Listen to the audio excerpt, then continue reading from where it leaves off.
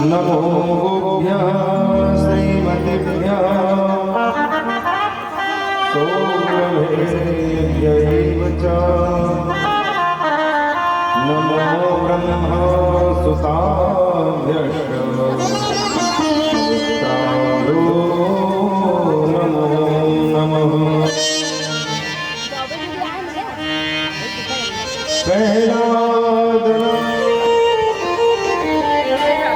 श्री सीतानाथ समारंभा वंदे गुरु परंपरा। हे कृष्ण करुणा सिंधो दीनबंधो जगत्पते कांत राधाकांत नमोस्तुते। तप्त कांचनी हरिप्रिये भक्त भक्ति भगवंत गुरु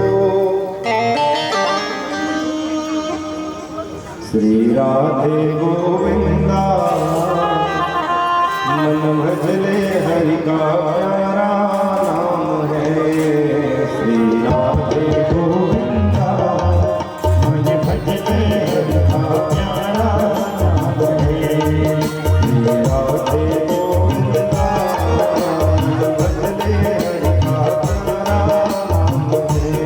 श्री राधे गोविंदा मन भजले हरि का प्यारा नाम है।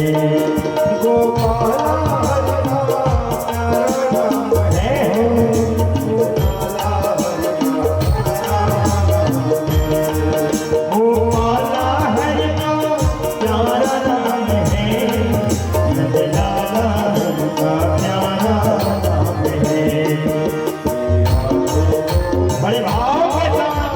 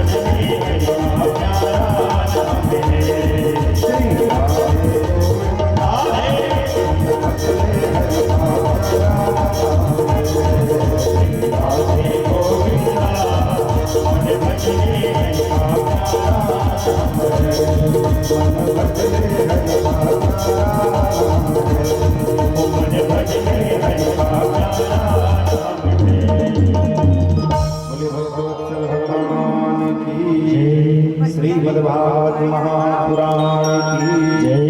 श्री वेदव्यास भगवान की जय। परमहंस श्री सुखदेव जी महाराज की जय। धर्मसुधा मैया की जय। श्री सीताराम जी महाराज की जय। श्री अयोध्यापति भगवान की जय। श्री सरयू मैया की जय। श्री वृंदावन बांके बिहारी तुलसी मैया की जय। सब संतन की जय। सब भक्तन की जय। सब विप्रन की जय। पूज्यपाद श्री पहाड़ी बाबा की जय। पूज्यपाद श्री भक्तमानी जी महाराज की जय। पूज्यपाद श्री सद्गुरुदेव भगवान की जय। जय श्री राधे श्याम। और इस कथा महात्म्य में हम सभी भक्तजन सुंदर होता बना करके अपने जीवन को धन्य बना रहे हैं।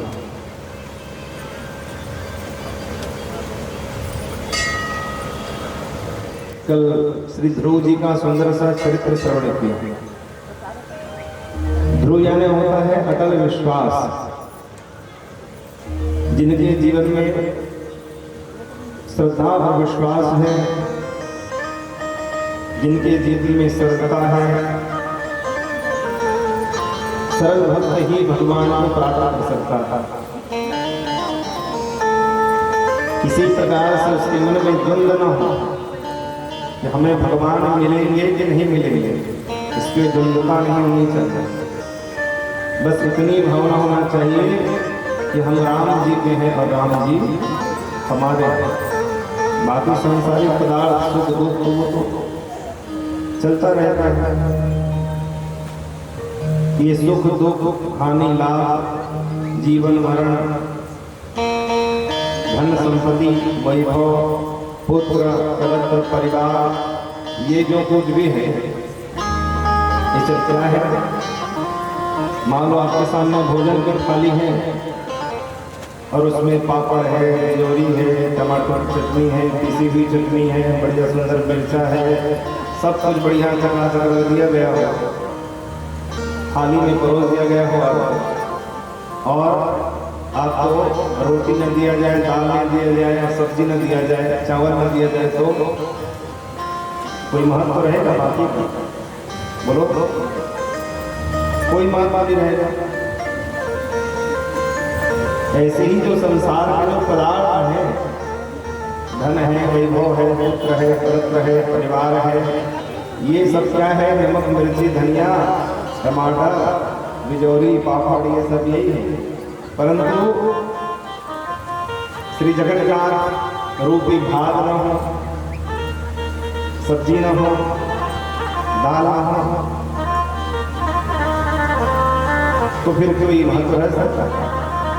कोई महत्व नहीं रखेगा। इसलिए जितने भी सांसारिक पदार्थ हैं उसको गौड़ कर दिया जाए दूसरे नंबर पर, और सबसे पहले नंबर पर दिया जाए भगवान को, क्योंकि आप हमारे हैं और हम आपसे हैं।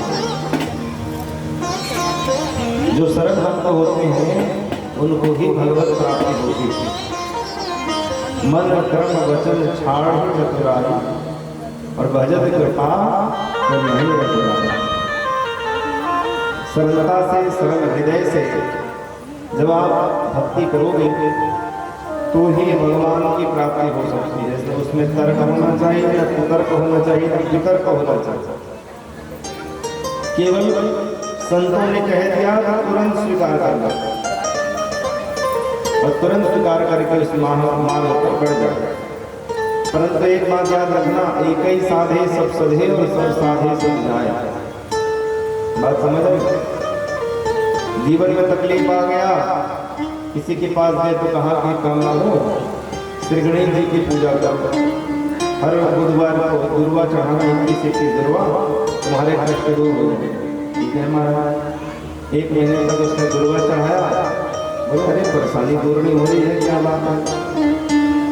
तो किसी और के पास चला गया, वहाँ बाहर जाकर दुर्गा मंदिर में नवरात्रि का व्रत करो, उद्यापन करो, पूजा पाठ करो, दुर्गा जी मंदिर में जाओ। तो गणेश जी को छोड़ करके फिर दुर्गा जी के माता जी को चले गए। इसलिए हूँ कि मेरे भक्त और भक्त ही नहीं रहेंगे तो मैं भगवान को इस काम भगवान का हो बाहर फैलाए खड़े हुए तो कोई तो भक्त मुझे मिल जाए, परंतु सरल भक्त की प्राप्ति नहीं होती है।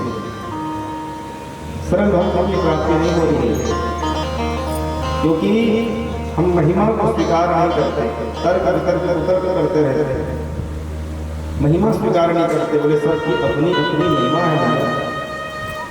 गंगा जी की महिमा सुनोगे तो पूरी गंगा जी की महिमा में गंगा जी को सर्वश्रेष्ठ कहा जाता है।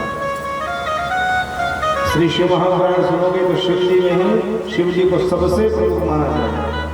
श्रीमद् भागवत सुनोगे तो भगवान श्री कृष्ण को ही सबसे श्रेष्ठ माना जाएगा। यमुना मैया के महत्व को समझोगे तो यमुना मैया की महिमा सबसे अधिक रह गई है। सरयू मैया के महत्व को सुनोगे तो सरयू मैया सर्वश्रेष्ठ कह रहे हैं। सबका अपना अपना महत्व होता है। महत्व तो महिमा तो सबकी है, सबकी महिमा है, अपने अपने स्थान पर गुरु रहा दे रहा था।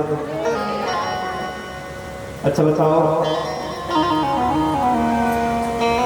मान लो साहू जी एक है, वो किसी के पति भी है, पुत्र भी है, पिता भी है, मौसा भी है, मामा भी है तो एक प्रसंबंध अनेक, परंतु पति होकर के उनकी क्या महिमा है माता जी जान सकती है। एक पुत्र अपने पिता की महिमा पुत्र जान सकता है, एक माता अपने पुत्र की महिमा, एक पुत्र अपने पिता की महिमा।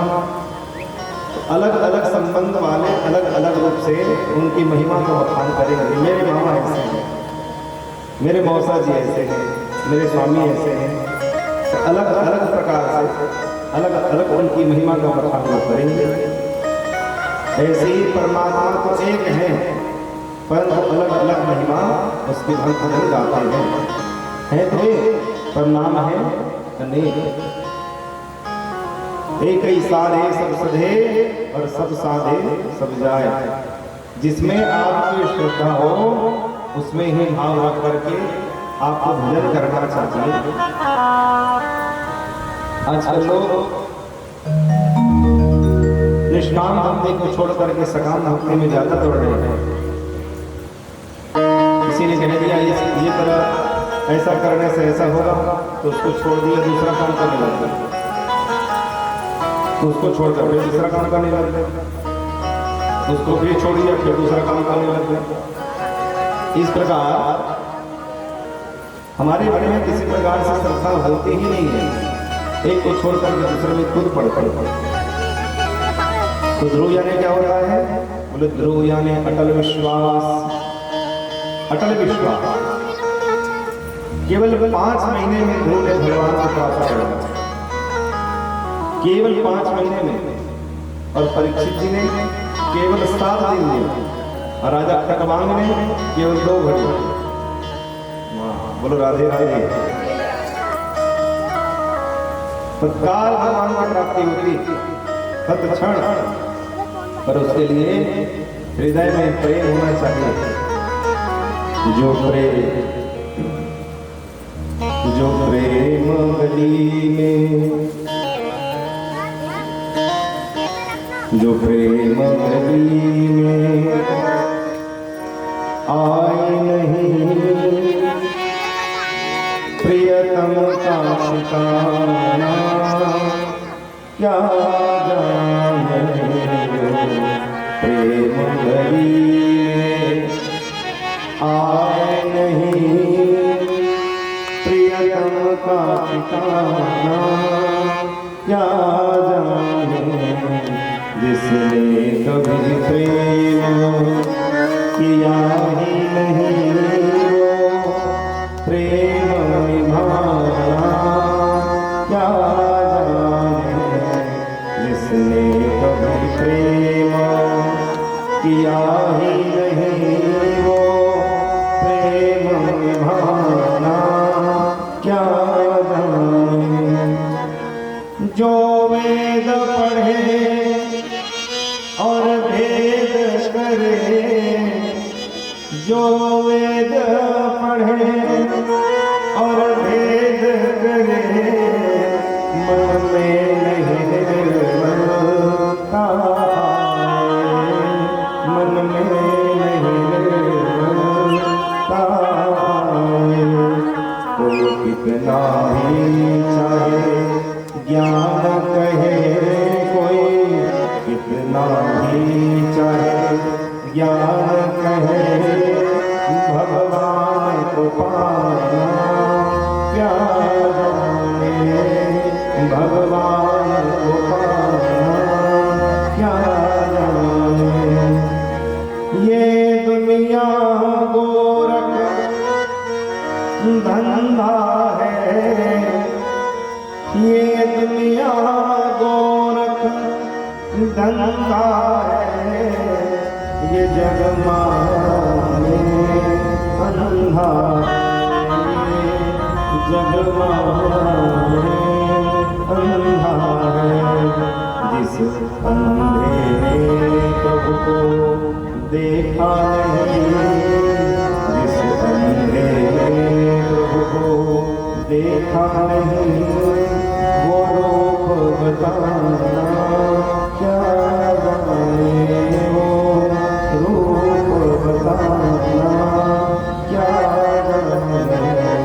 जो प्रेम गली में आए नहीं, प्रियतम का ठिकाना क्या जाने, प्रियतम का ठिकाना क्या जाने। इसलिए भगवान से प्रेम होना बहुत आवश्यक है। भाई अक्षर प्रेम का पढ़े से पंडित और के कहानी तो राजा बनने के लायक नहीं है। उसको कहा एक काम करो, तुम जो नदी के तट होते हैं वहां के तुम स्वामी हो, आज से तुम वही निवास करना। तो वो कहलाए निषाद। जो जंगलों में जो नदी के किनारे जिनका स्थान होता था, फिर कहीं भाग का मंथन किया तो स्वयं भगवान के अवतार श्री पृथु जी प्रकट हुए। बोलो बुद्ध भगवान की। इधर से महाराज महारानी अर्ची प्रकट हुई और इस प्रकार भगवान पृथु ने धन धान्य से धरती को पूरित कर दिया। सारी प्रजा प्रसन्न हो गई और इस प्रकार 100 अश्वमेघ यज्ञ कर रहे थे, 99 हो चुके थे, 100 चल रहा था। देवराज इंद्र ने अश्वमेघ यज्ञ के घोड़े का अपहरण कर लिया, सो भगवान भस्म करने के लिए उद्यत हो गए। ब्रह्मा जी ने रोका।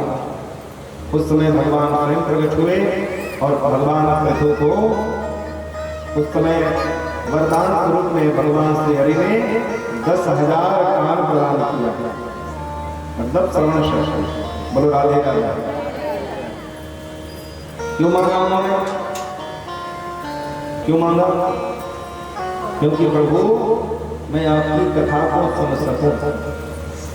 आपकी कथा मुझे बड़ी रुचिकर लगती है। बोलो राधे राधे। आपकी कथा बड़ी रुचिकर लगती है। आपका कीर्तन करता रहूं, आपका भजन करता रहूं और आपकी कथा सुनता रहूं, इसलिए मुझे 10,000 करोड़ की श्रवण शक्ति प्रदान कर दीजिए। कई कई कथा के बड़े प्रेमी होते। बोलो राधे राधे। कई कथा के बड़े प्रेमी होते और कई कीर्तन के बड़े प्रेमी होते हैं। एक संत ने कहा कि एक दिन में भगवान की प्राप्ति होगी और भगवान का दर्शन होगा।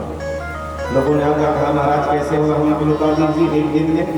बोले देखो कल आ जाना और जब तक मैं कीर्तन करूं तब तक मेरे साथ कीर्तन करना, उसके बाद तुम्हें भगवान का निश्चित दर्शन होगा। एक संत का वचन है, झूठ नहीं होगा। बोलो राधे राधे। दूसरे दिन लोग पहुंच गए, ढोल मजीरा लेकर सब पहुंचे और श्री राम जय राम जय जय राम, श्री राम जय राम जय जय राम, श्री राम जय राम जय जय राम, श्री राम जय राम जय जय राम, श्री राम जय राम जय जय राम, श्री राम जय राम जय जय राम,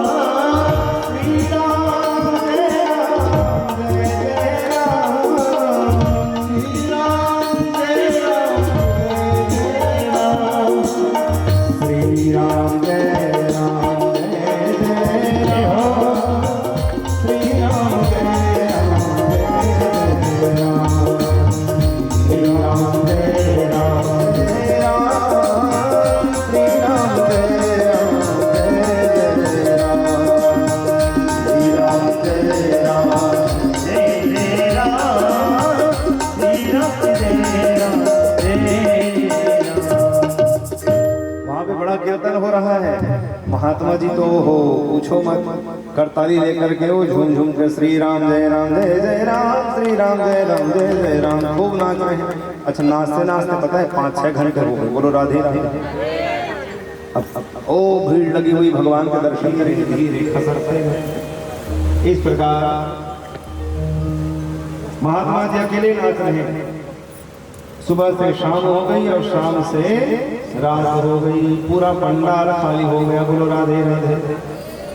पूरा पंडाल ही खाली। और जैसे ही रात को 12 बजा, कितने बजे कीर्तन प्रारंभ है? सुबह 6 बजे से कीर्तन प्रारंभ है और सुबह 6 से शाम को 6 बजे तक नाच रहे हैं महात्मा जी, और शाम को 6 बजे से रात को 12 बजे तक नाच रहे हैं। कीर्तन बंद ही नहीं हो रहा है। जितने पंडाल में थे सब भाग गए, और रुकेगा इतने सब भागे अपने अपने हिसाब से धीरे धीरे उठकर। महात्मा जी अकेले नाच रहे थे। 12 बजे रात को उसी समय अतुलित बलधामं हेमशैला हरेहं जलजवन वृषाणं ज्ञानिनामाग्रगण्यं सकल गुण निधानं वानराणामधीशं रघुपति प्रिय भक्तं वात जातं नमामि। बोलो हनुमान जी महाराज की जय। दिव्य स्वरूप में श्री हनुमान जी वहां पर प्रकट हो जाता है। हनुमान जी ने उनको रोका, हाथ में पकड़ करके कहा अरे अरे भक्त रुको रुको रुको। जैसी आंख खोला साक्षात हनुमान जी दिव्य स्वरूप में, उनका जो रोम केश है स्वर्ण के समान चमक रहा है, दिव्य दिखाई दे रहे थे, बड़े बलशाली। हनुमान जी को देखकर चरणों में प्रणाम किया और कहा प्रभु वाह आज आपका दर्शन हो गया, अब श्री सीताराम जी का दर्शन करा दीजिए। आओ हनुमान जी लेकर के गए और जैसे गए तो सुंदर सिंहासन पर श्री सीताराम भगवान दोनों विराजमान हैं। भरत भैया, शत्रुघ्न भैया, लक्ष्मण भैया सेवा में है उपस्थित और दिव्य सुंदर सी सेवा हो रही है। देख करके संत भगवान कहने लगे देखिए भक्तों, देखो भगवान का दर्शन हो गया, देखो देखो देखो। हनुमान जी जोर से हंस पड़े, महात्मा जी किसको कह रहे हो? बोले यहाँ पर सब भक्त जो आए हैं दर्शन करने के लिए। बोले कौन आए हैं देखो जरा। ध्यान से देखा तो एक भी व्यक्ति नहीं था। बोले अरे सब तो कीर्तन कर रहे थे, पता नहीं कहाँ चले गए। बोले उनके मन में श्रद्धा नहीं थी, विश्वास नहीं था, इसलिए वे चले गए। तुम्हारे मन में श्रद्धा और विश्वास थे, इसलिए भगवान का तुम्हें दर्शन हुआ। बोलो भगवत्सल भगवान की जय। तो किसी को कीर्तन में श्रद्धा, तो किसी को भगवान की कथा सुनने में श्रद्धा होती है। तो पृथु भगवान को भगवान की कथा सुनने में बड़ी श्रद्धा हुई, इसलिए भगवान से उन्होंने पी रही थी। अचानक बहू ने देख लिया, सब बेले से फेंक करके मार दी, सब कमर मचक गया। बोलो राधे राधे। इसलिए ऐसे ऐसे करके आए, बाम बाम होता तो गला। बोलो राधे राधे। तो अंतिम मति सोई गति, जैसे अंतिम समय में मति होती है वैसे ही हमारी गति हो जाती है। इसलिए अंते नारायण स्मृति ही, अंतिम समय में भगवान का स्मरण हो ऐसा कोई कर्म हमें करना चाहिए। भरत जी महाराज हिरण का ध्यान करते करते मर गए, इसलिए उन्होंने हिरणी के गर्भ में हिरण के रूप में जन्म लिया। बोलो राधे राधे। एक सच्ची घटना 2022 की है। अभी कितना साल हुआ? 22 में मेरे ख्याल से 17-18 के आसपास ऐसे कोई बात था। भोपाल के आसपास में एक लड़की एक्टिवा से जा रही थी, अपनी ट्रक से टकरा करके बेचारी मर गई। और उसका फिर जन्म कहाँ हुआ? हमारे छत्तीसगढ़ में वेलेश्वर के पास एक गांव है, वहाँ बछिया के रूप में जन्म लिया। कैसे पता? उस समय टीवी में बहुत चल रहा था। बेलेश्वर के पास कोई गांव है, नाम बोल रहा हूँ, वहाँ उसका जन्म हुआ और अपने पिता को उसने स्वप्न दिया, पिताजी मैं यहाँ फला के यहाँ मेरा जन्म हुआ है और बछिया के रूप में जन्म हुआ है, इनका ये फलाना का ये नाम है, ये मोबाइल नंबर है। उसने स्वप्न में बता दिया। अब पिताजी को लगा, इग्नोर किया उन्होंने, एक दो बार जवान बेटी गई है तो ध्यान नहीं दिया, पर रोज रोज रोज वही स्वप्न आना और रोज मोबाइल वही बात करना, मोबाइल नंबर की बात करना। एक दिन पिताजी ने सोचा लगा कर देख ही लूँ मैं। सो उस समय नंबर को याद कर करके उन्होंने फोन लगाया और पूछा कि आप फला व्यक्ति बोल रहे हैं? बोले हाँ भैया।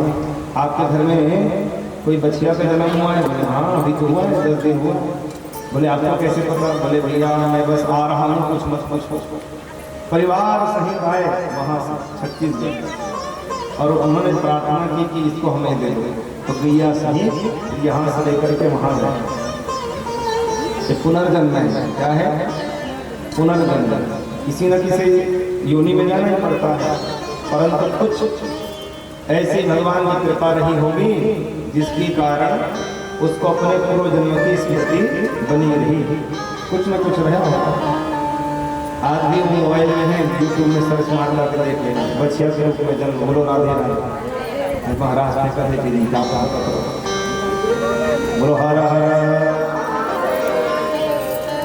तो भैया भरत जी महाराज का जन्म हो गया हिरण के रूप में। उस समय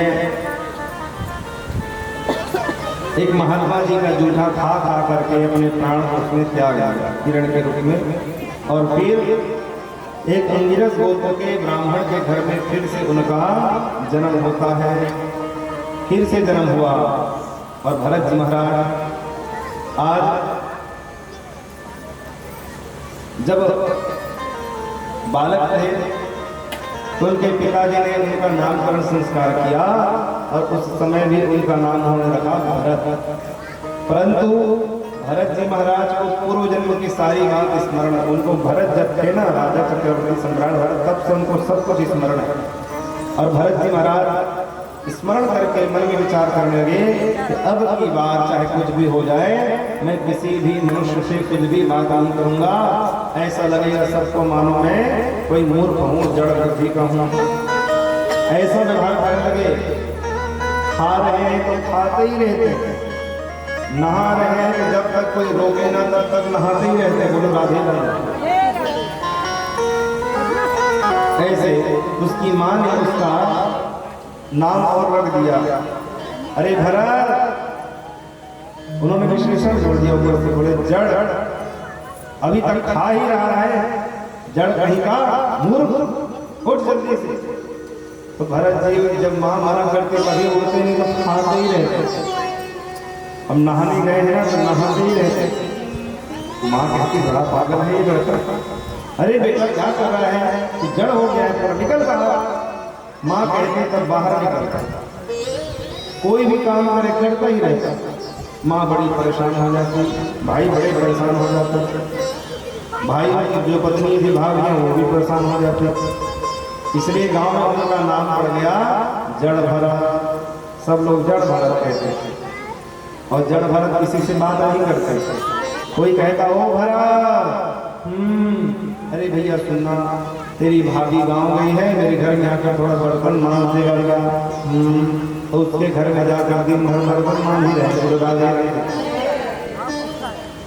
अरे भैया तेरी भाभी गांव गई है, थोड़ा चक्के पीस देगा क्या आटा? बोले हाँ। जाकर वहाँ चक्के ही चला रहे हैं। बोलो राधे।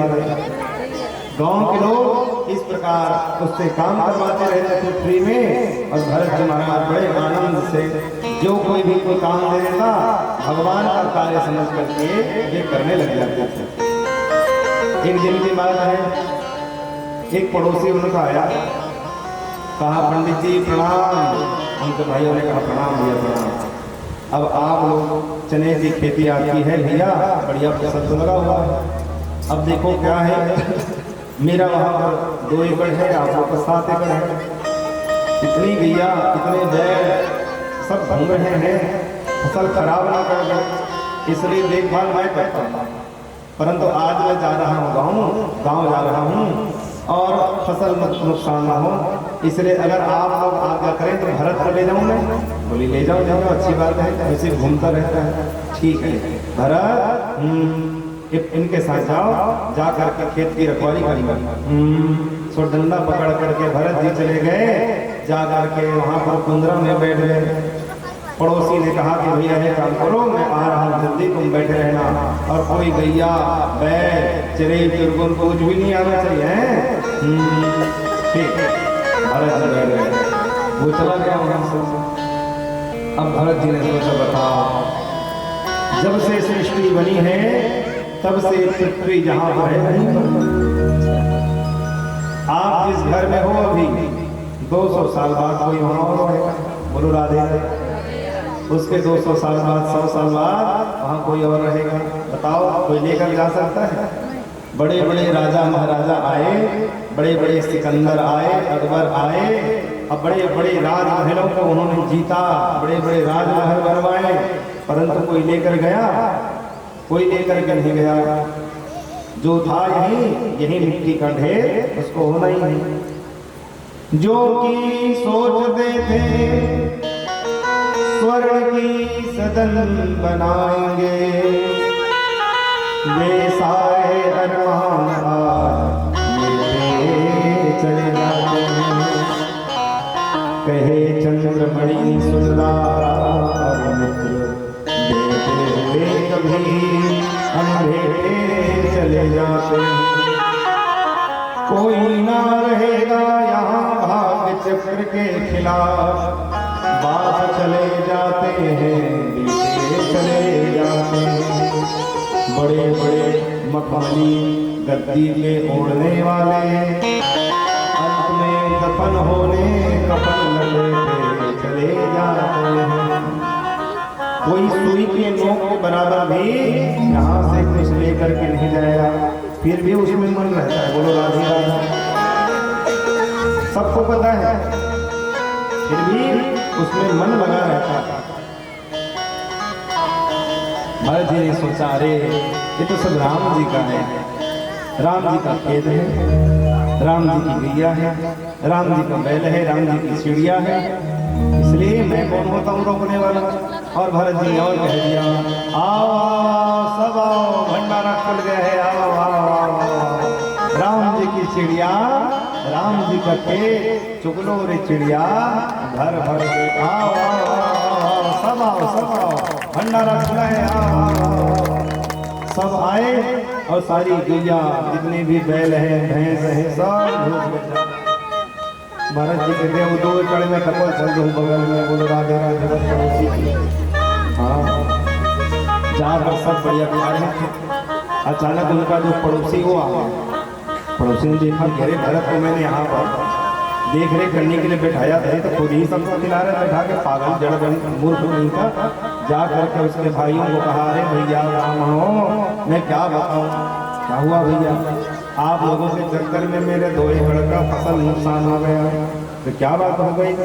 बोले तुम्हारे भाई ने तो वहाँ पर पूरी गैया बैल भैंस को सबको छोड़ दिया है, और जाकर देखो जो सुबह हरा हरा दिख रहा था सब पूरा खेत काला काला दिख रहा है। बोलो राधे राधे।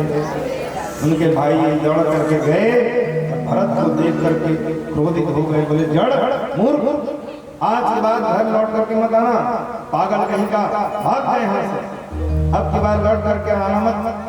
भरत जी मन में सोच रहे थे कि वाह, आज तो भगवान की बड़ी कृपा हो गई। मैं तो कब से विचार कर रहा था कि मेरे भाई बंधु माता पिता मुझे आज्ञा दे दें तो मैं चला जाऊँ, क्योंकि घर छोड़कर तब तक नहीं जा सकते जब तक माता पिता भाई बंधु जिनके अधीन हो आपको मुक्त न करें। याद है बात? बोलो राधे राधे। आप नहीं जा सकते तब तक जब तक आपको आज्ञा न दी जाए, मुक्त न कर देंगे। भरत जी बड़े प्रसन्न होने वाला है भगवान, बचाने वाला है भगवान, मारने वाला है भगवान, बचाने वाला है भगवान, मारने वाला है भगवान, बचाने वाला है भगवान, मारने वाला है बचाने वाला है भगवान।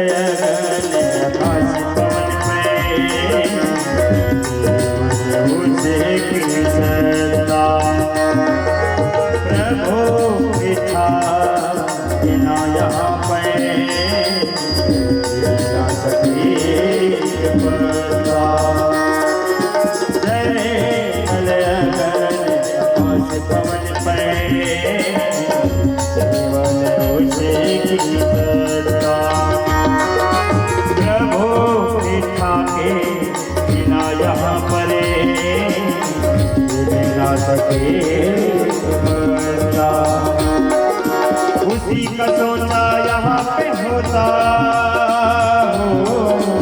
उसी की सोचा यहाँ पे होता उसकी शक्ति महान मारने वाला है भगवान बचाने वाला है भगवान मारने वाला है भगवान बचाने वाला है भगवान पालन बाबा होता इसका पालन बाबा होता इसका रक्षक दयाल मारने वाला है भगवान बचाने वाला है भगवान मारने वाला है भगवान बचाने वाला है भगवान मारने वाला है भगवान बचाने वाला है भगवान भगवान खोजा अपना तुझसा अपने आप को पहले जानो कि तुम कौन हो। श्री रामकृष्ण परमहंस के पास एक सेठ जी आए। सेठ जी ने कहा कि रामकृष्ण जी, मैंने सुना है कि आपको साक्षात माता काली दर्शन देती है। कैसे दर्शन देती है? बोले जैसे आप और हम बैठे हैं वैसी बात करती है। बोले अच्छा, हाँ मेरे घर भी आ सकती है, मेरे बिल्कुल आ सकती है, तुम अपना पता दे दो। अच्छा, तो सेठ जी ने जेब निकाले कार्ड, बोले ये मेरा पता है, इसमें भेज दीजिए, मैं कल में इंतजार करूँगा। रामकृष्ण जी ने कहा अरे तुम्हारे घर का पता है, अपना पता बताओ। अच्छा अच्छा, दूसरी जेब से राइस मिल का कार्ड निकाले, बोले हाँ दिन भर यहीं रहता हूँ, आप यहाँ भेज दीजिएगा। अरे तो तुम्हारे राइस मिल का कार्ड है, तुम्हारा पता बताओ ना। एक तो तुम्हारे घर का पता है और एक तुम्हारे राइस मिल का पता है, तुम्हारा पता क्या है? सेठ जी सोचने लगे मेरा पता? बोले हाँ, तुम्हें अपना पता नहीं पता? बोले नहीं, मुझे वही पता। हाँ तो जिस दिन तुम्हें अपना पता हो जाएगा उस दिन उसी पते पर माता काली को मैं भेज दूंगा। बोलो भक्तवत्सल भगवान की जय। इसलिए अपने आप को तो देखो, मैं कहाँ से आया हूँ, मैं कहाँ से आया हूँ, क्या कर रहा हूँ और कहाँ को जाऊंगा। अकेले आया हूँ, अकेले रहना है और अकेले फिर यहाँ से मुझे निकल जाना है, कोई साथ में नहीं जाने वाला। महाराज श्री कबीरदास जी कहते हैं, चार गजी चर गजी मगाई, चढ़ी काठ की घोड़ी रे, चारों कोना आग लगा दी, फूंक दिए जसोरी रे। हाड़ जले सुरबन कस लकड़ी, कैसे जले जस घासारे। कहत कबीर सुनो भाई साधो, कोई न रहे पासारे। जो इतना प्रेम करने वाले हैं ना घर के लोग, वो भी वहाँ छोड़ करके हमें यहाँ घर आ जाएंगे वापस। बोल राधे राधे, तुम अकेले ही रहो, तुम्हारे साथ जाने की जरूरत नहीं। यही संसार है, संसार में अकेले आए हैं और अकेले ही हमको जाना है। संसार बड़े विचित्र है, सुख में तेरे साथ चलेंगे और दुख में सब मुख मोड़ेंगे। दुनिया वाले तेरे बनकर तेरा ही दिल तोड़ेंगे। जब किसी की शादी होती है ना, तो दूल्हे को पीछे कर देते हैं और सारे परिवार वाले दोस्त यार सब आगे नाचते हैं, आज मेरे यार की शादी है, बेचारा दूल्हा पीछे। तो सुख का समय है तो सब के सब आगे हो गए हैं, दूल्हे को पीछे कर दिए हैं। सुख का समय है, और जब दुख का समय आता है ना, किसी की मृत्यु हो जाती है तो केवल मुर्दा ही आगे आगे जाता है, बाकी सब लोग पीछे पीछे। भैया तू ही जा, तेरे साथ नहीं जाना। तो सुख में सब आगे हो जाते हैं, दुख में सब पीछे पीछे हो जाते हैं। बोलो राधे राधे। इसी को कहते हैं संसार, जो धीरे धीरे सरक रहा है। 100 साल पहले जो थे आज नहीं है, और जो आज है वो 100 साल बाद नहीं रहेंगे। बोलो राधे राधे। और धीरे से बोलो। हाँ, यही संसार का क्रम है जो धीरे धीरे चल रहा है। इसलिए आए हो तो भजन करके जाओ। कृष्ण कहने से तर जाएगा, राम कहने से तर जाएगा, कृष्ण कहने से तर जाएगा, पार भव से उतर जाएगा, कृष्ण कहने से तर जाएगा, पार भव से उतर जाएगा, कृष्ण कहने से तर जाएगा, कृष्ण कहने से तर जाएगा, पार भव से उतर जाएगा, कृष्ण कहने से तर जाएगा, पार भव से उतर जाएगा।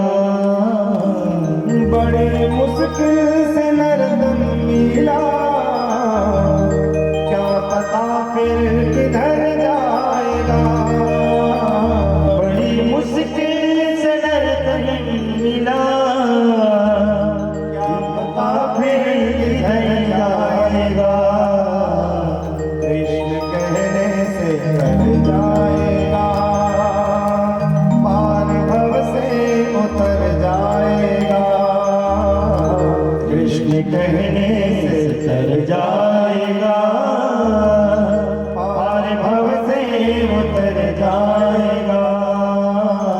बोलो राम कृष्ण हरि, बोलो राम कृष्ण हरि, बोलो राम कृष्ण हरि, बोलो राम कृष्ण हरि, बोलो राम कृष्ण हरि, बोलो राम कृष्ण हरि, बोलो राम कृष्ण हरि, बोलो राम कृष्ण हरि, बोलो राम कृष्ण हरि, बोलो राम कृष्ण हरि, बोलो राम कृष्ण हरि, बोलो राम कृष्ण हरि। होगी घर घर में चर्चा तेरी, जिस गली से गुजर जाएगा। होगी घर घर में चर्चा तेरी, जिस गली से गुजर जाएगा। होगी घर घर में चर्चा तेरी, जिस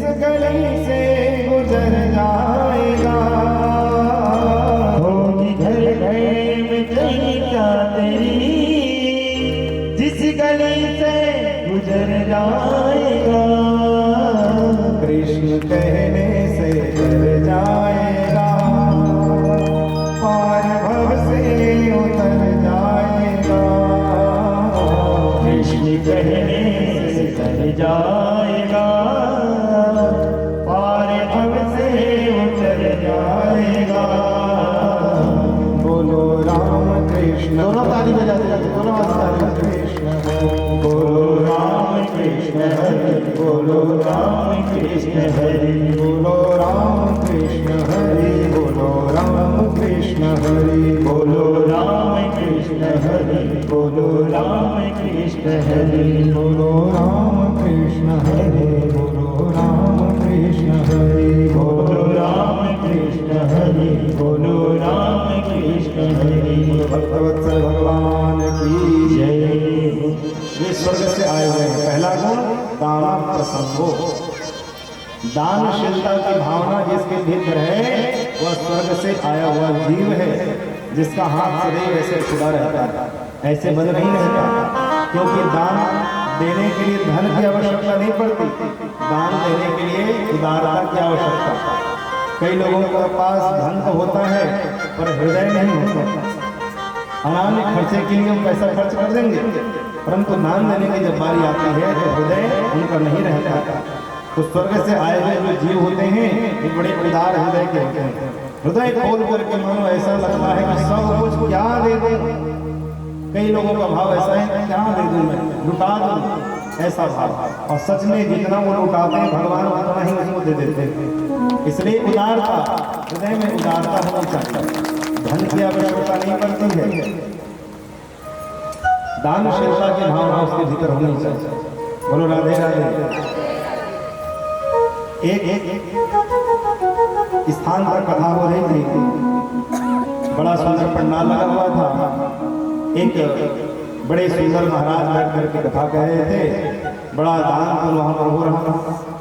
एक व्यक्ति 1 लाख रुपए का चेक लाया, 1 लाख रुपए का चेक ला करके दिया और कहा कि भैया आपका क्या नाम है? नहीं गुप्त दान। तो उसने भी कह दिया माइक में, देवी और सज्जनों, भगवान की बड़ी कृपा हुई, एक दानी ने 1 लाख रुपए का गुप्त दान दिया है, ताली बजाइए। उस समय सब लोगों ने ताली बजा ली जैसे आप लोगों ने बजाई, उस समय ताली बजा ली। अब वो जो जिसने चेक दिया था वो अचानक घूम करके आया, कहा कि भैया सुनो ना, बस इतना कह दो कि 1 लाख रुपए का जो चेक मिला है, जो दान मिला है गुप्त दान, दानदाता मंच में ही बैठा हुआ है, बस इतना कह दो। अच्छा चलिए ठीक है। देवी और सज्जनों, अभी इन्होंने 1 लाख रुपए का धनराशि दान किया है, चेक दिया है गुप्त दान। वे सज्जन बड़ी कृपा करके मंच में ही विराजे हैं। बोलो भक्तवत्सल भगवान की ताली बजाइए। आप लोगों ने जैसे ताली बजाई वैसे ताली बजाई। वो व्यक्ति फिर उठ के आया, जैसे आया कहा भैया बस एक बात और कह दो कि जो दान दाता है ना, गुप्त दान करने वाला, वो दाहिनी ओर बैठा हुआ, बस इतना कह दो। अरे भैया उससे अच्छा नाम ही बोलवा लो। नहीं गुप्त दान है। अच्छा देवी और सज्जनों, जिन्होंने 1 लाख रुपए का चेक दिया है वे महानुभाव इसी मंच पर बैठे हुए हैं, दाहिनी ओर बैठे। ताली बजाइए। फिर लोगों ने ताली बजा दी। अब अचानक फिर उठ गया, भैया रुको सुनो ना, बस इतना कह दो कि 1 लाख रुपए का जिसने गुप्त दान दिया है वो इसी मंच पे है, दाहिनी ओर है और यहाँ से 4थे नंबर पर बैठा है। इतना बस कह दो। अरे भैया उससे अच्छा नाम ही बोलवा। नहीं गुप्त दान। ओहो ठीक है। देवी और सज्जनों, जिन्होंने 1 लाख रुपए का भी अभिषेक दिया है वे महानुभाव इसी मंच पर बैठे हुए हैं, दाहिनी ओर बैठे हुए हैं और यहाँ से 4थे नंबर पर बैठे हुए। ताली बजाए। फिर लोगों ने ताली बजा दी आप लोगों के जैसे। आप तो लोग बड़े परेशान हो गए, ताली बजा एक ही चंदा की 1 लाख रुपए कितनी बार ताली बजाए। सो महानुभाव को कहा कि नाम ही बोलवा। नहीं गुप्त दान। अब चलो राम में सब राम हुआ। अब अचानक से बैंक गए, चेक को लेकर के तो देखा उसमें साइन ही नहीं है। अब वो व्यक्ति गया उसके पास, अरे भैया आपने गुप्त दान दिया, इसमें तो साइन ही नहीं किया है चेक में। कोई गुप्त दान दे के नाम लिखता है क्या उसमें? गुप्त दान है वो, कैसे साइन करते हैं उसमें? ऐसा बड़ा विचित्र आदमी का, हे भगवान, ऐसा भी गुप्त दान किया जिसमें उसने साइन भी नहीं किया। क्यों? गुप्त दान है। नाम कैसे लिखते बेचारा, और नाम लिख दिया तो गुप्त दान किस बात का? बोलो राधे राधे। तो कई लोग ऐसे महान प्रतापी दानी कहलाते हैं, ऐसे ऐसे दानी संसार में हैं। तो पहला भैया दान प्रसंगो, दान होने से कोई दानी नहीं होता है। दान देने के लिए हृदय होना चाहिए, हृदय खोल करके कोई दान कर रहा हो। कोई दान दिए बिना सोता नहीं है और दान करके रोता नहीं है, वही महादान है। भगवान की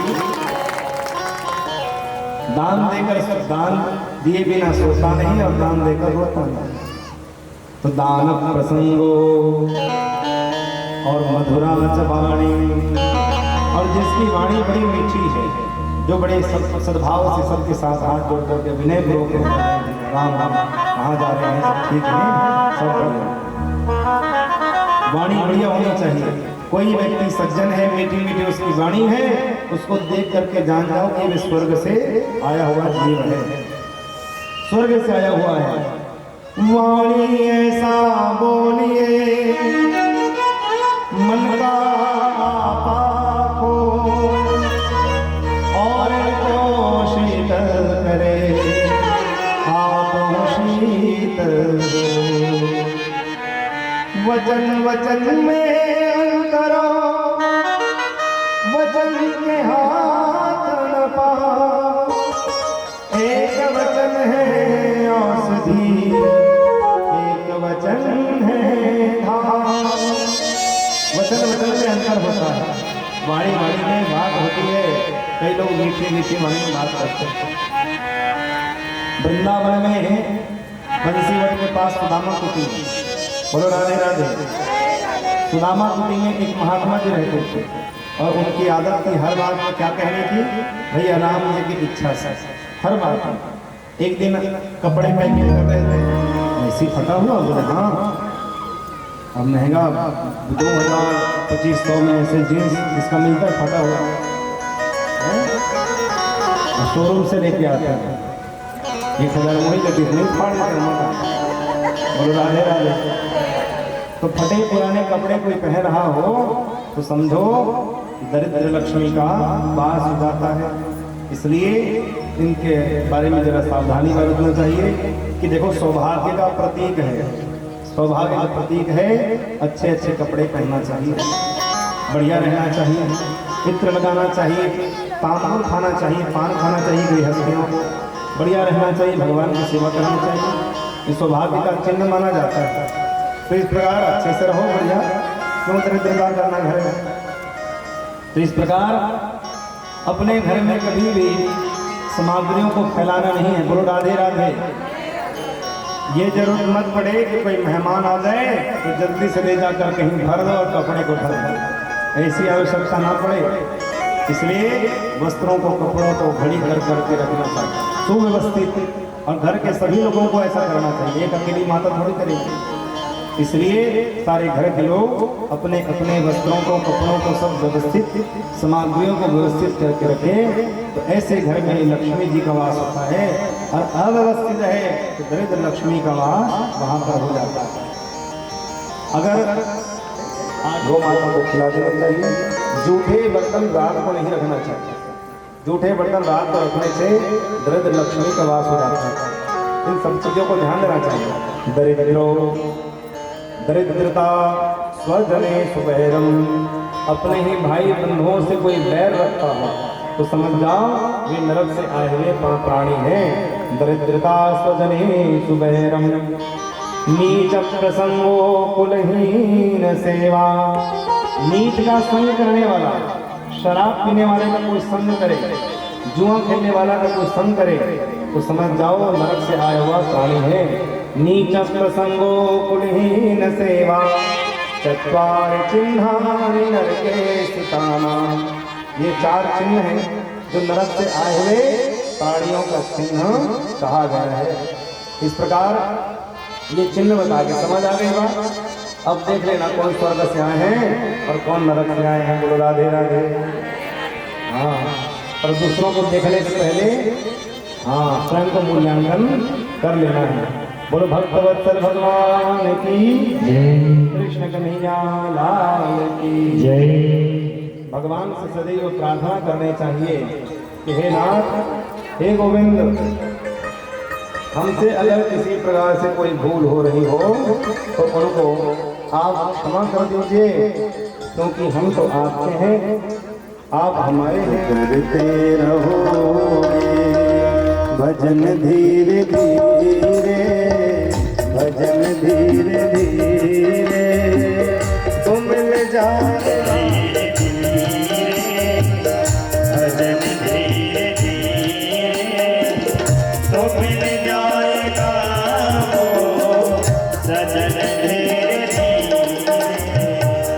तो मिल जाएगा वो सजन धीरे धीरे।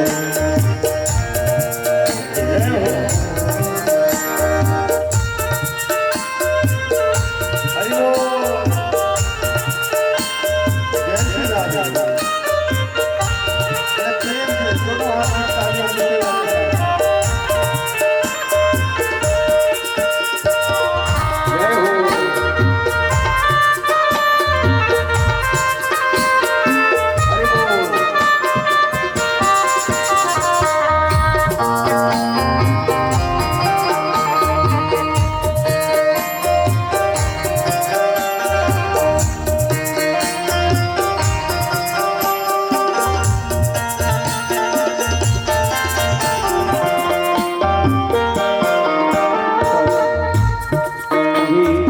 इनके यहाँ का हो गाना दी हाँ, बड़े आनंद से भगवान की सेवा की हो, खूब आनंद लिए हैं सभी।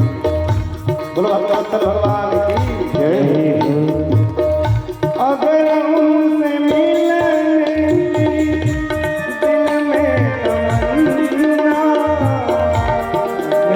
उनसे मिलने दिल में तमन्ना, अगर उनसे मिलने दिल में तमन्ना, अगर उनसे मिलने दिल में तमन्ना, अगर उनसे मिलने दिल में तमन्ना, उनसे मिलने दिल में तमन्ना, करो शुद्ध करण धीरे धीरे, करो शुद्ध करण धीरे धीरे धीरे धीरे तो मिल जाएगा सजन धीरे धीरे तो मिल जाएगा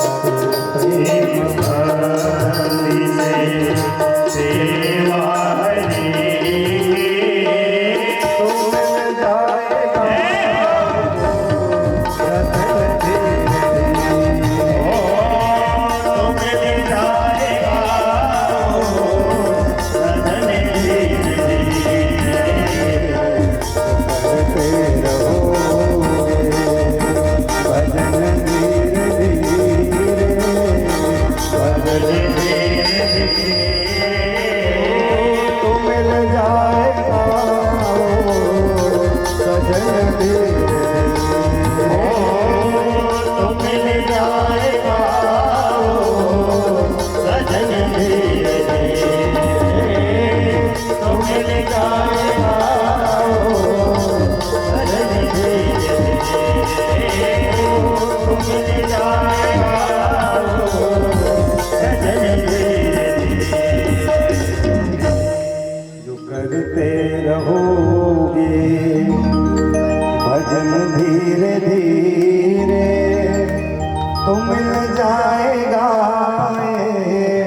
सजन करदाता पावन को सुख दुख करदाता पाहुन को दुख दुख करदाता निरकृत कर्म भोग सब घाता निज करनी भोग सरदाता परम प्रधान विश्व रचना और प्रधान ईश्वर निराता परम प्रधान विश्व रचना और प्रधान ईश्वर निराता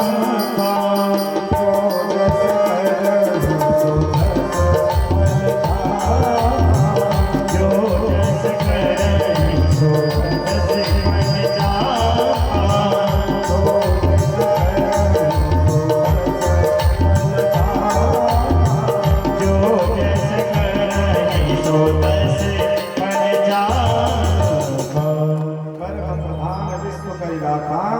जो जस करहि सो तस मन जाता जो जैसा कर्म करता है उसको अपने किए हुए कर्मों का फल भोगना ही पड़ता है और उसी को ही भोगना पड़ेगा, पड़ोसी भोगने के लिए नहीं रहेगा।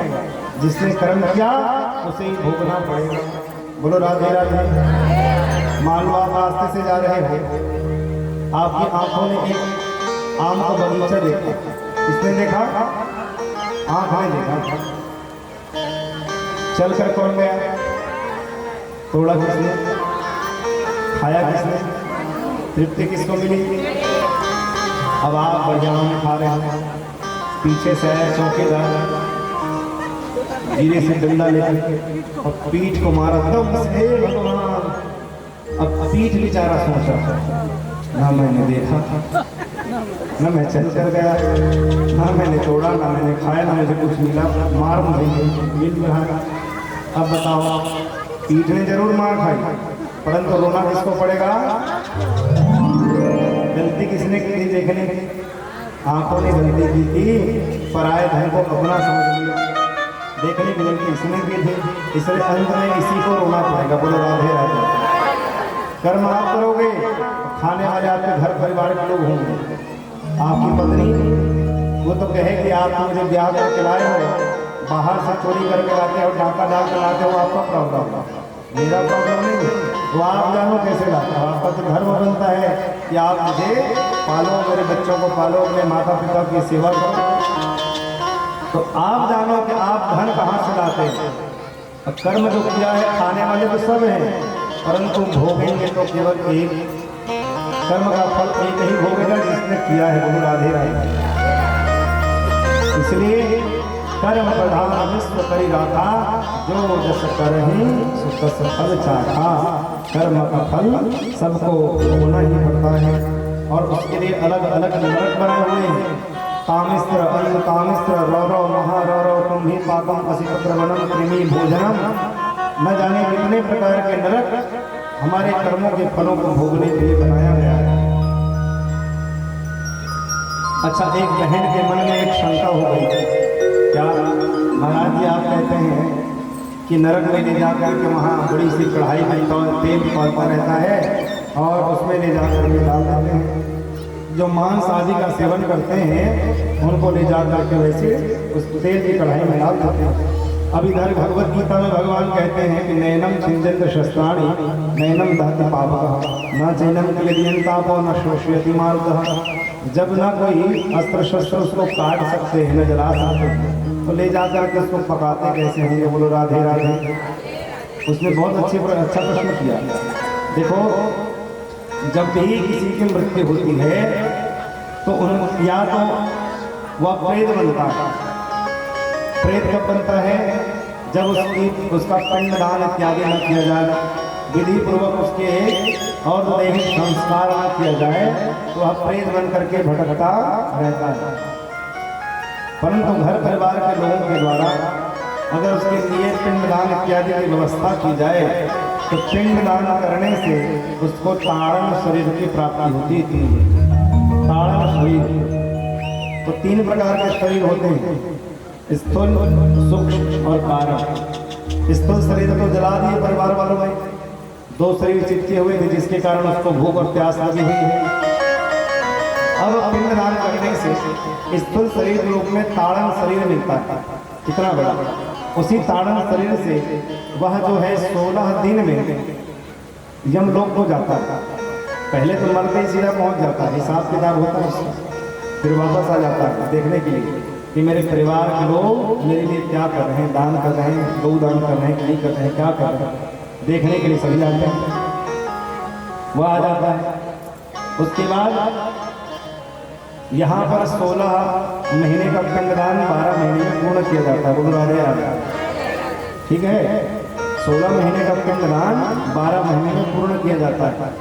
तो यहाँ का 1 महीना तो उसका 1 दिन, यहाँ का 1 महीना उस जीव का 1 दिन।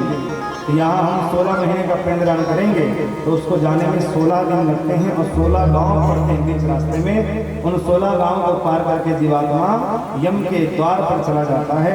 4 द्वार हैं अलग अलग प्रकार से। पापात्मा जीव दक्षिण द्वार से जाते हैं, पुण्यात्मा जीव पूर्व की मार्ग से प्रवेश करते हैं। इस प्रकार वैतरणी नदी है, जब कोई मरता रहता है तो वैतरणी नदी खोलने लग जाती है, वैतरणी दिखने लग जाता है उसको। इसलिए मृत्यु के समय गौदान करने का नियम कहा गया है। गौदान करो, उसको कहते हैं उत्क्रांति धेनु दान। एक है ऋण धेनु दान, एक है उभयमुखी धेनु का दान, और एक है वैतरणी धेनु का दान। आजकल लोग गौदान करना भूल गए। अब गैया ही नहीं है तो कहाँ दान करें? गुरु राधे राधे। परंतु वैतरणी तो सबको जाना है।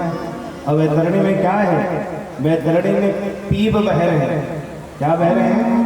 पीप, खून, मल, मूत्र, केश, नख इत्यादि उसमें बह रहे हैं, हड्डी इत्यादि, और उसको सबको पार करना है।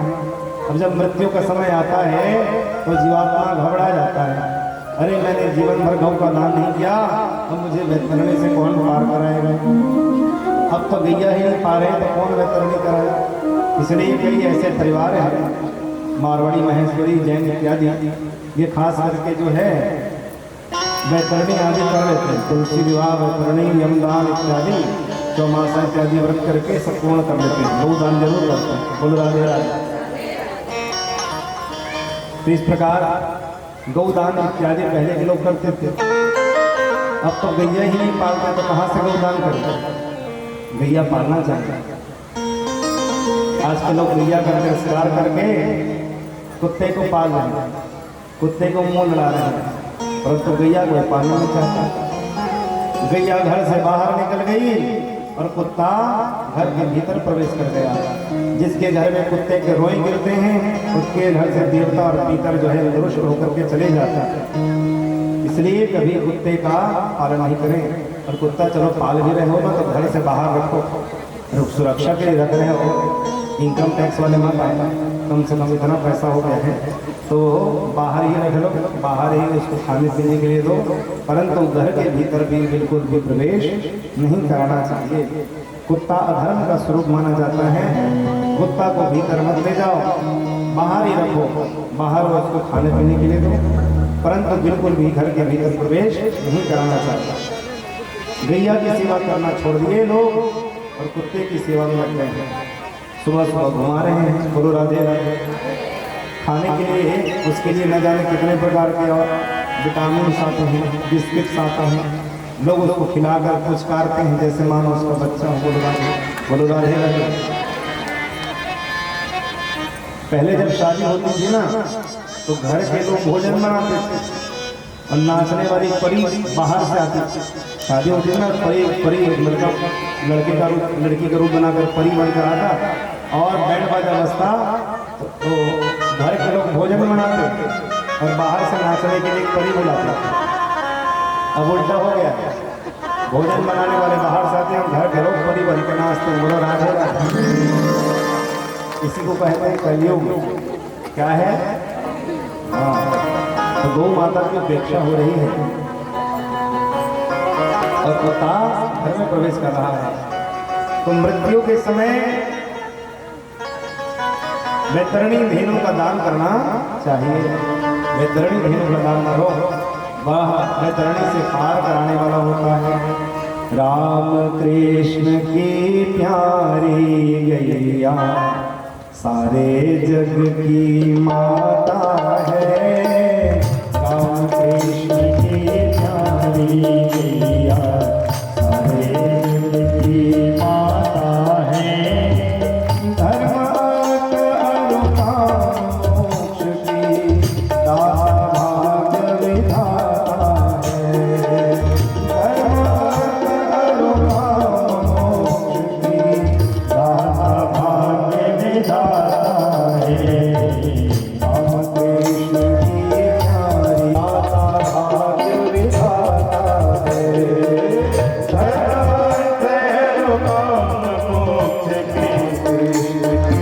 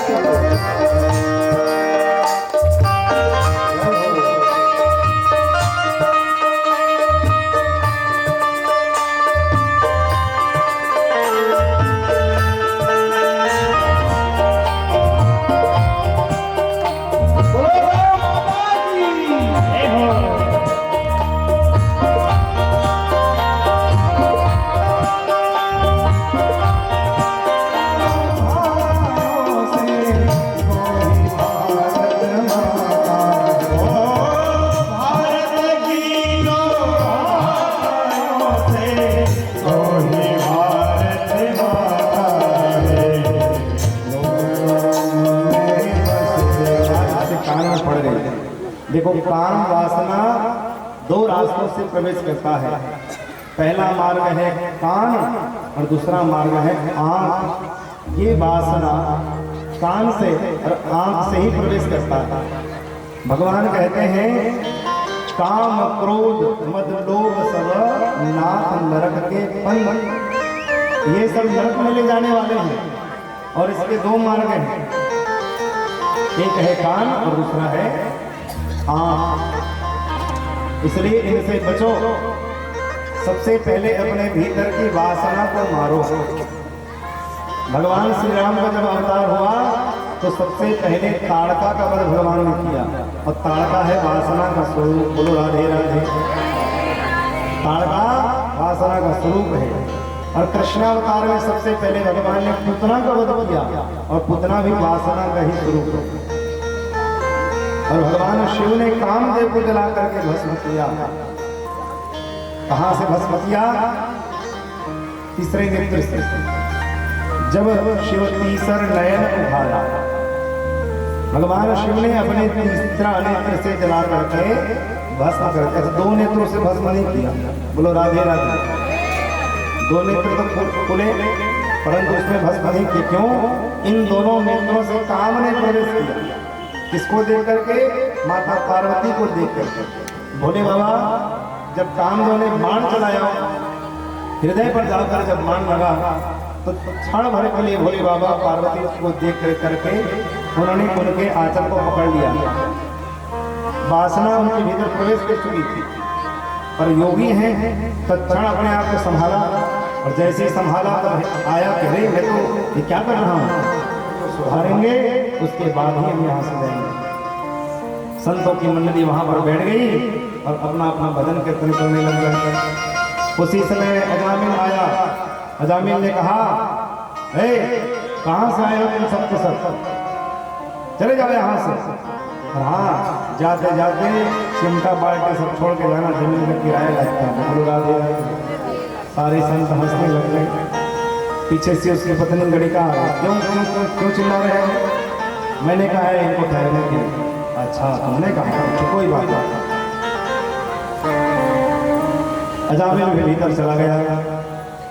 अजामिल जैसे गया भीतर, इधर संतों ने कहा कि जहाँ से बीमारी प्रारंभ हुई है ना, इलाज भी वहीं से करना है। कहाँ से? कान से। हाँ, कान से बीमारी प्रारंभ हुई है, कान से ही इलाज करना पड़ेगा। तो उन्होंने क्या किया, संत एक साथ बैठ करके कीर्तन करने लगे और सुंदर भजन करते हुए कहने लगे, अरे अजामिल सीताराम सीताराम सीताराम कहिए, जाहि विधि राखे राम ताहि विधि रहिए। सीताराम सीताराम सीताराम कहिए, जाहि विधि राम मुख में हो राम नाम, राम सेवा हाथ में। मुख में हो राम नाम, राम सेवा हाथ में। मुख में हो राम तेरे साथ में। विधि का विधान सीताराम सीताराम सीताराम कहिए।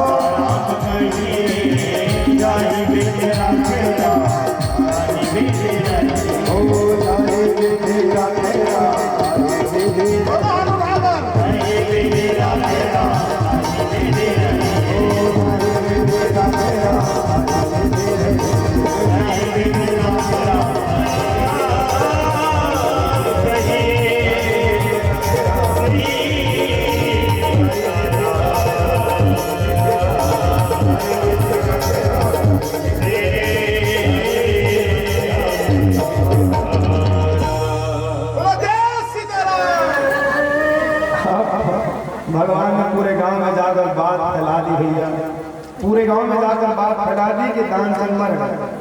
अब पूरे गांव वाले वहां पर आ गए। दानचंद जल्दी से चटाई बिछा करके चादर ओढ़ के सो गए।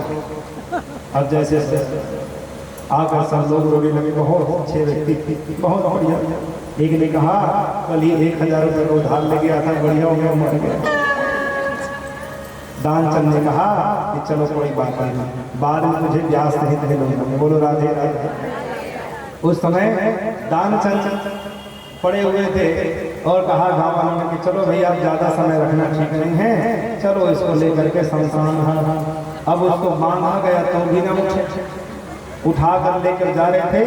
उसकी पत्नी रो रही है, अरे नहीं मरे हैं, मत ले जाओ, मत ले जाओ, मत ले जाओ। उनके पड़ोसियों ने कहा होते बेटी इसने उनके संसार मत रो बेटी, देख लो पहिया गई बेचारी, पगड़ा गए किसे जवानी भैया गई होते बेटी नौकरी मन खींचा धर।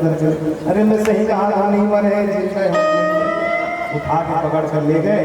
ले जा के शमशान में सीता सजा दी गई, उसको बस सुला दिया तो भी नहीं। बड़ा विचित्र आ भगवान ने कहा मेरे चक्कर में कहीं मर जाए। भगवान ने कहा देखो गाँव वालों, अब मैं काशी का ब्राह्मण हूँ, ऐसा छोटा मोटा थोड़ा, हम कान में मंत्र पढ़ेंगे हो सकता है जीवित हो जाए। हमारा देख लीजिए, कर लीजिए। भगवान ने जाकर कान के पास कहा आया हूँ वैकुंठ से तुम संग नाता जोड़। जैसे अरे भगवान आ गए क्या, तब से फल विचार देखा पंडा फिर बड़ा विचित्र है। भगवान ने कहा आया हूँ वैकुंठ से तुम संग नाता जोड़, कुछ मांग लो, मैं तुमसे बड़ा प्रसन्न हूँ। उठ कर बैठ गया, कहने लगा ढेला देहु छोड़। भगवान ने कहे भगवान ये भी कैसा खतरनाक आदमी। इस तरह भगवान भी देखे कि इस प्रकार के दानचंद संसार में मिल जाते हैं, तो भूल करके भी किसी कंजूस का नाम नहीं लेना। नामादि और किसका नाम नहीं लेना, अपने ज्येष्ठ पुत्र का नाम नहीं लेना चाहिए। सबसे बड़ा जो पुत्र है उसका नाम रख दो, कोई निकनेम रख दो। और किसका नाम नहीं लेना,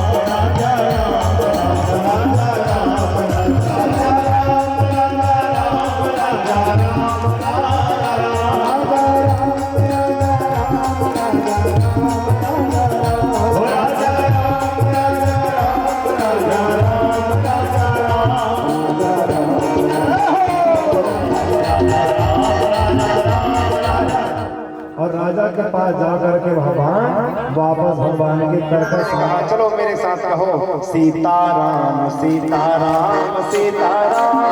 सभी लोग आगे जाओ।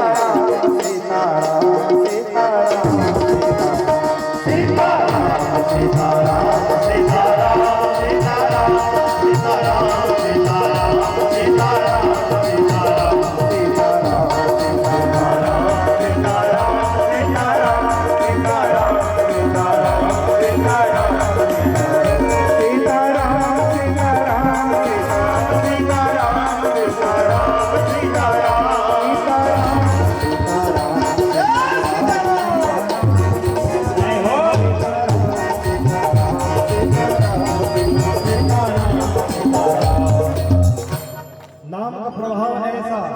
दोनों बाण गए और लौट करके वापस सर्कस में आ गए। बिजली चमकने लगी, घड़ घड़ घड़ घड़ समुद्र उफान मारने लगा। अरे हुआ है कि राम जी जा रहा है काशी नरेश की ओर, और उसके बाद हनुमान जी कहने लगे सीताराम सीताराम हनुमान सीताराम हनुमान।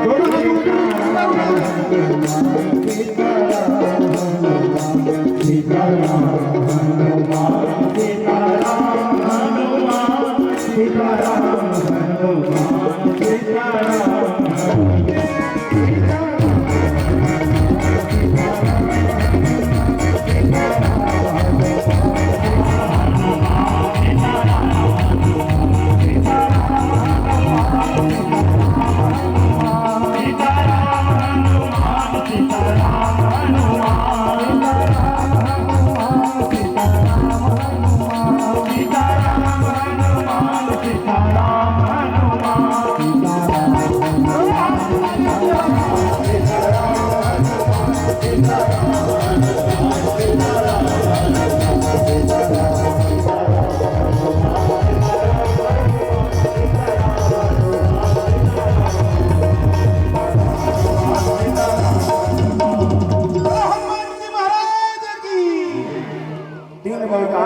गए और जाकर के विश्वामित्र जी के चरणों को पकड़ लिए महाराज। श्री देवादिदेव महादेव राम जी की आराधना करते हैं, राम जी की उपासना करते हैं। और राम जी की इसकी उपासना करते हैं, शिव जी की उपासना करते हैं। अब राम जी शिव जी की उपासना करते हैं, शिव जी राम जी की उपासना करते हैं। राम जी शिव जी को अपने स्वामी मानते हैं।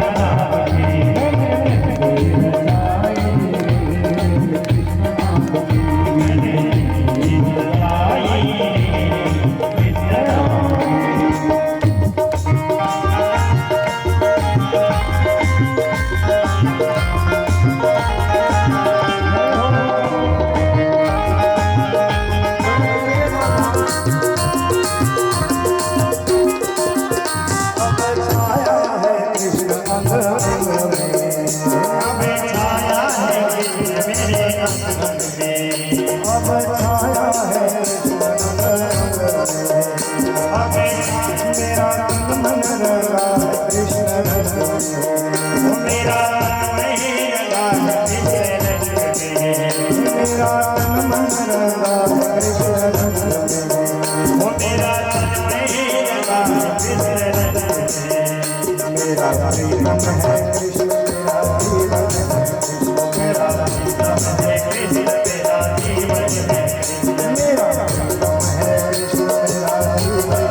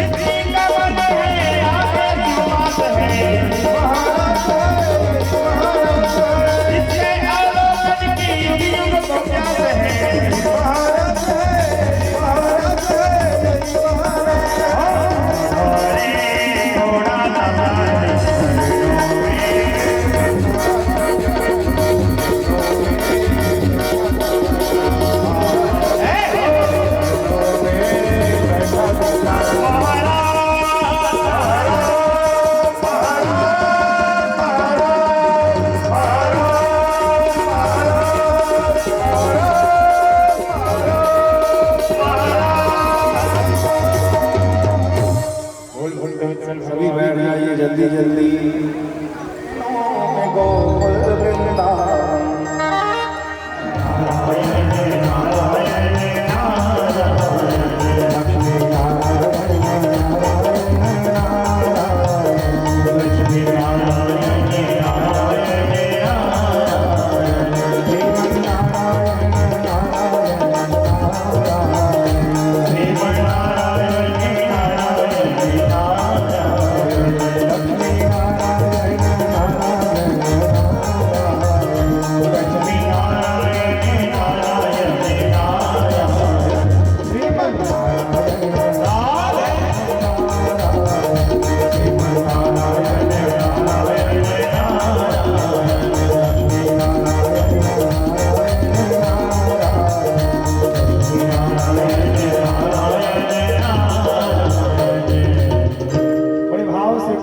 कीर्तन करते हुए घर को लौट आए। अचानक देख लिया हिरण्यकश्यपु ने। मैंने कहा था कि जो मेरे शत्रु का नाम ले उसकी जीवा काट देना, तो यहाँ मेरा ही बेटा नाम लेते हुए आ रहा है। तेरी बुद्धि भ्रष्ट हो गई है क्या? मेरे शत्रु का बार बार नाम लेता है। बोले पिताजी ना नाम, वो आपके शत्रु नहीं है, वो तो जगत के स्वामी, जगत के पालनहार हैं, सबकी रक्षा करने वाले हैं। इसलिए मैं तो कहता हूँ आप ही भगवान का नाम ले ही लो। हिरण्यकश्यप बड़ा क्रोध है। बोले दुष्ट, मैंने आज्ञा दी है कि जो मेरे शत्रु का नाम ले उसकी जिह्वा काट देना। आज मेरा ही पुत्र नाम ले रहा है तो मेरी प्रजा मेरी ओर देखेगी कि अब हिरण्यकश्यप अपने पुत्र के साथ क्या करेगा। आज्ञा दी, ले जाओ इस दुष्ट को, ऐसा पुत्र मुझे नहीं चाहिए जो मेरे शत्रु का नाम ले। ले जाकर पहाड़ से नीचे धकेल लो, ले जाकर के पहाड़ के पास खड़ा कर दिए। उस समय सैनिकों ने कहा कि देखो प्रहलाद, तुम जो है छिप करके भजन कर लिया करो और पिताजी के सामने पिताजी की जय जयकार कर लिया करो। कौन मना करता है? तुम्हारी जान बच जाएगी बेटा। बोले देखो मुझे भगवान के नाम पर पूर्ण विश्वास है, इसलिए तुम मुझे मत समझाओ कि मुझे क्या करना है। मैं अगर नाम जपूंगा तो एक ही नाम, वो है नारायण का नाम। मैं और किसी का भजन नहीं कर सकता। तुम लोगों को आज्ञा है तो मुझे पर्वत से नीचे फेंक दो, तुम्हारे पहुंचने से पहले मैं पहुंच जाऊंगा घर पर। बोलो राधे राधे। हाँ, मुझे बड़ा अहंकार है। राक्षसों ने उठा करके पहाड़ से नीचे प्रहलाद को फेंक दिया उठा करके। प्रहलाद ने पुकारा भगवान को, नारायण। भगवान तत्काल प्रकट हो गए, प्रहलाद को गोदी में लिया और तत्काल ले जाकर के राजमहल के बाहर छोड़ दिया। प्रहलाद ने जैसे नेत्र खोला तो देखते क्या है कि मैं तो पहाड़ से गिर रहा था पर राजमहल के बाहर खड़ा हुआ। सैनिक हफ्ते हफ्ते आए, महाराज महाराज महाराज हमने प्रहलाद को नीचे फेंक दिया, नहीं माना, हमने बहुत माना है। अच्छा बोलता खड़े थे तो होता है सही मानता, लेकिन जमीन छोड़ दो नाम ना फेंक देंगे। अरे नहीं नहीं महाराज, हम सत्य कहते हैं, हमने इसको ले जा करके फेंका पर पता नहीं कहाँ से आ गया। अच्छा मुझे मूर्ख समझते हो? सैनिकों को कारागार में डलवा दिया दोनों को। प्रहलाद कहे पिताजी मुझे कुछ नहीं होगा, आप इस तरह निरर्थक प्रयास न करें, आप भगवान का नाम लीजिए। सारे दुष्ट मुझे बिल्कुल नहीं छोड़ूंगा। हाथी को शराब पिलाया और प्रहलाद के सामने हाथ पर बांधकर फेंक दिया गया और हाथी बड़ा चिंगारता हुआ आ रहा है। उसी समय अपने मालिक को ही सूंड से लपेट करके नीचे पटक करके मार डाला। सब लोग कह रहे हैं प्रहलाद की बारी है, नहीं बचने वाला, पर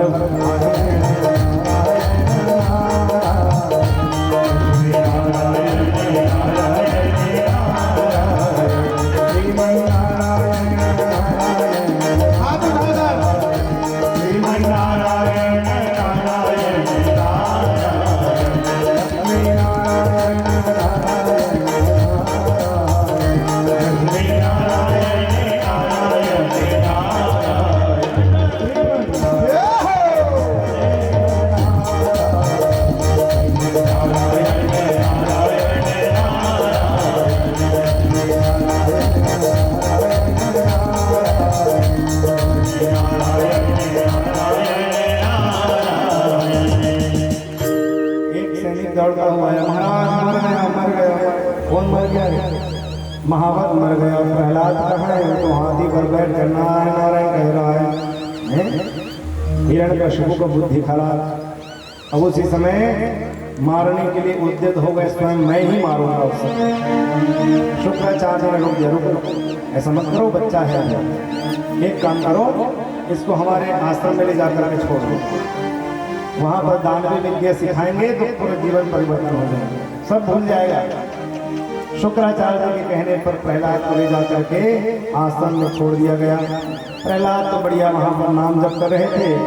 जैसे आश्रम में छुट्टी हुई वैसे सभी बच्चों को एकत्रित कर दिया और सबसे कहा कि देखो कितने बजे आते हो सुबह आश्रम में?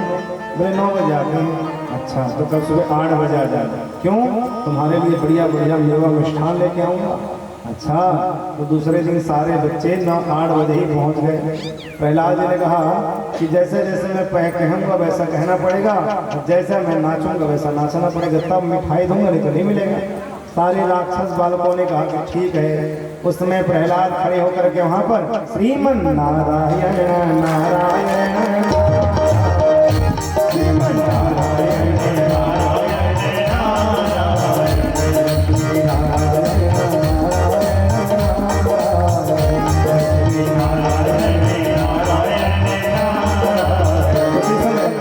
शुक्राचार्य के 2 पुत्र थे, संत अरमक पढ़ाते थे, वही अचानक देखा करे ये क्या कर रहा है, प्रहलाद आकर सबको बिगाड़ रहा है। जाकर प्रहलाद के हाथ को दोनों ने टप से पकड़ा, जैसे ही पकड़ा उनको करंट लगा, ऐसा करंट लगा कि शुक्राचार्य के दोनों पुत्र श्रीमन नारायण श्रीमन नारायण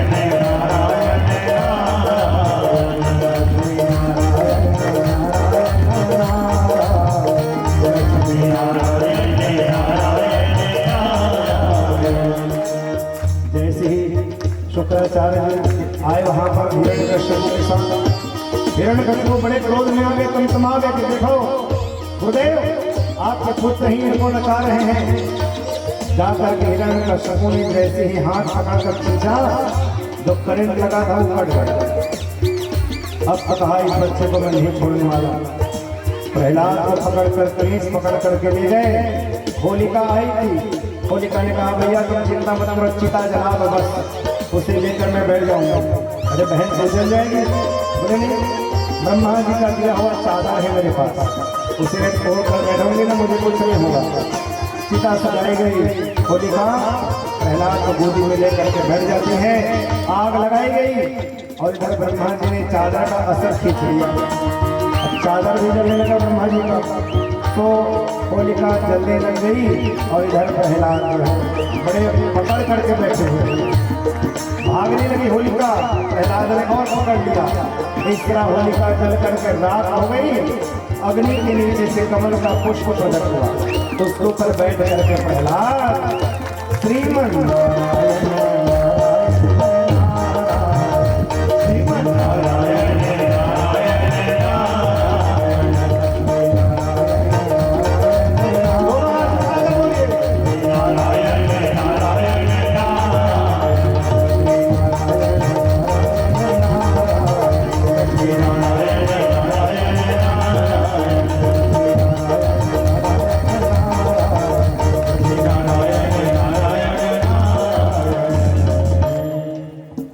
जलकर राख हो गई।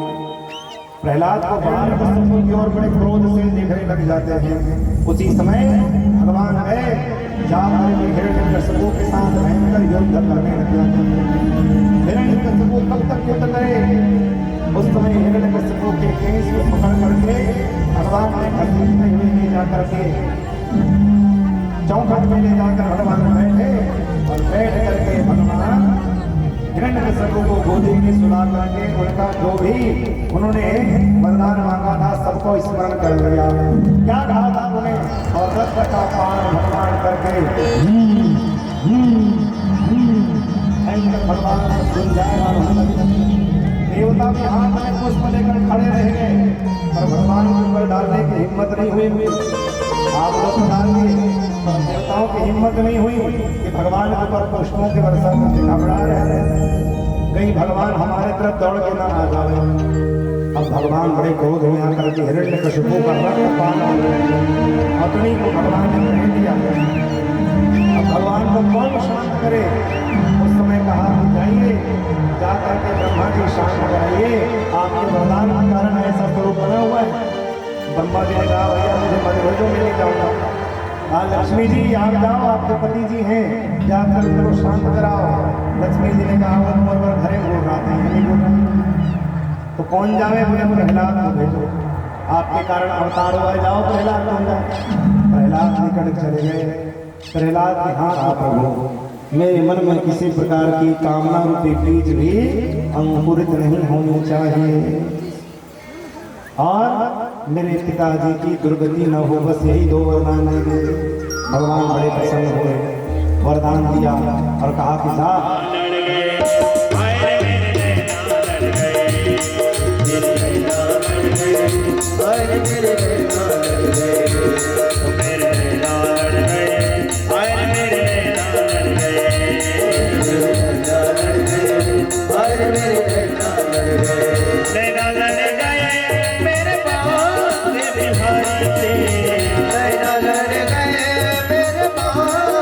बिहारी से मेरे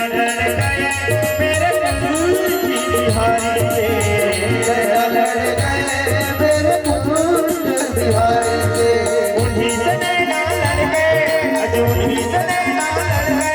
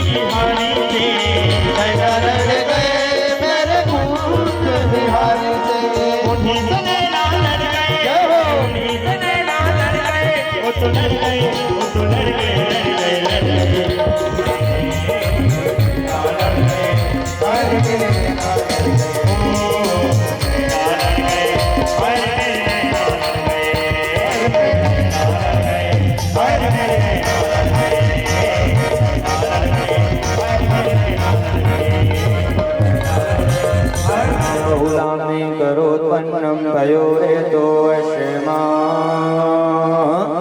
शोदभिः आरती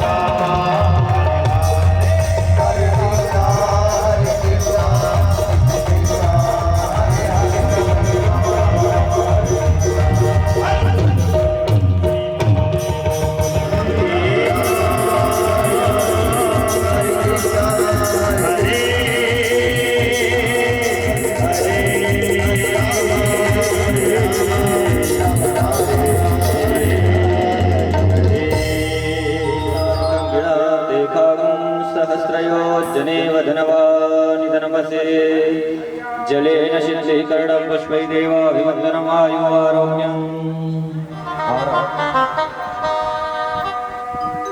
अथ श्री